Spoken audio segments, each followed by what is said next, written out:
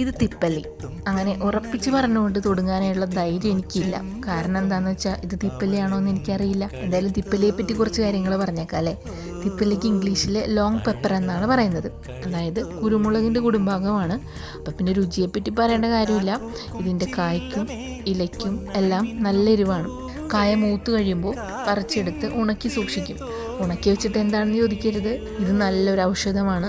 ചുമക്കും കോൾഡിനൊക്കെ ഉള്ള മിക്ക മരുന്നുകളിലും ആയുർവേദ മരുന്നുകളിൽ ഒരു പ്രധാന ഘടകം തിപ്പല്ലി തന്നെയാണ്. പിന്നെയും ഒരുപാട് ഗുണങ്ങളുണ്ട് തിപ്പല്ലിക്ക്. ദഹനസംബന്ധമായ പ്രശ്നങ്ങൾക്കും പ്രാണികൾ കടിച്ചുണ്ടാകുന്ന ബുദ്ധിമുട്ടുകൾക്കും എല്ലാം ഇത് ഔഷധമായിട്ട് ഉപയോഗിക്കുന്നുണ്ട്. അങ്ങനെ ഇത് തിപ്പല്ലിയാണെന്ന് ഉറച്ചു വിശ്വസിച്ചിരിക്കുമ്പോഴാണ് ഈ അടുത്തറിയുന്നത് യഥാർത്ഥത്തിലുള്ള തിപ്പല്ലി ഈ രീതിയിലുള്ളതല്ലെന്നത്. ഇതിന് നല്ല വലുപ്പമുള്ള ചുവന്ന കായകളും ഉണ്ടെന്നൊക്കെ അറിയുന്നത്. അപ്പോൾ ഇതെന്താണ്? തിപ്പല്ലി എന്ന് പറഞ്ഞാൽ തന്നെയാണ് ഈ ചെടി നമുക്ക് നടാൻ വേണ്ടിയിട്ട് തന്നത്. ഇങ്ങനെ ഒരു വെറൈറ്റി ഉണ്ടോ? കുറ്റി കുരുമുളക് എന്ന് പറയുന്ന പോലെ കുറ്റി തിപ്പല്ലി എങ്ങാനും ഉണ്ടാകും? എനിക്കറിയാൻ പാടില്ല. നിങ്ങൾക്കറിയാമെന്നുണ്ടെങ്കിൽ ഒന്ന് പറഞ്ഞു തരണേ.